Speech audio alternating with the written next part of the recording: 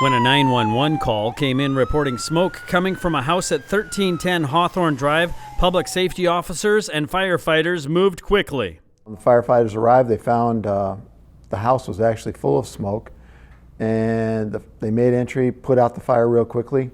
No one was home at the time of the fire, but public safety officers searched the house and did find 2 dogs that were unresponsive in the smoke-filled home. As soon as we started the search, public safety officer Kopp, he yelled out that he had 2 pets in the back bedroom. Everybody went towards that direction, and what I could see, it was smoky, you couldn't see much, but I could see 2 very large dogs take the entire distance between the bed and the dresser and the length of the bedroom laying on the floor. That looked unresponsive. When the owner put them into that back bedroom, she closed the door. It was clear evidence to us afterwards and showed us how important closing a door and keeping that smoke and fire away from anybody, human or pet, it gives them a better chance of survival during those types of things.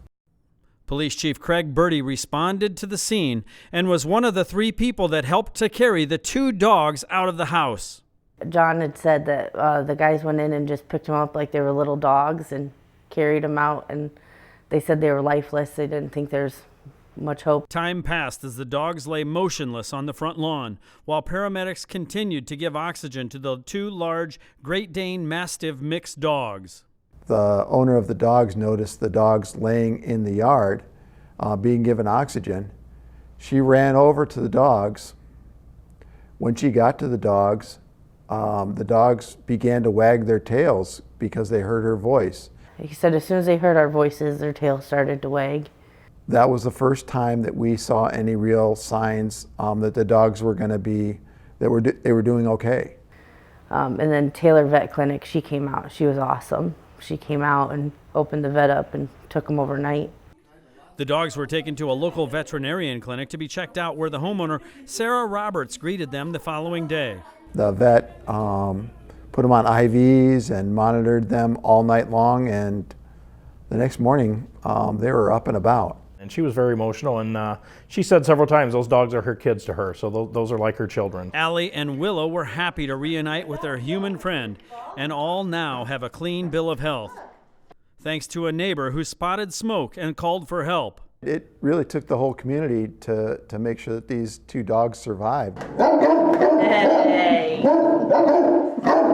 Well, they sound better. Thanks to the quick response of Cedar Falls Public Safety and firefighters, who extinguished the fire quickly and rescued the dogs from the smoke-filled home. Well, our goal is always the same, whether I'm wearing this blue police uniform or a fire turnout gear. It's to protect life and property and do whatever I can do my role to do that. In this case, it was working as a line firefighter for the shift commander working on the fire scene that day. And thanks to the paramedics from Mercy One, who persistently administered oxygen for more than a half hour to save the dogs. It was the best feeling to see people actually do that. I don't think thank you is enough, but I can't thank them enough. They did a great thing, and I'm very thankful for that. Because my dogs mean the world to me. I'd be lost without them. It's my family.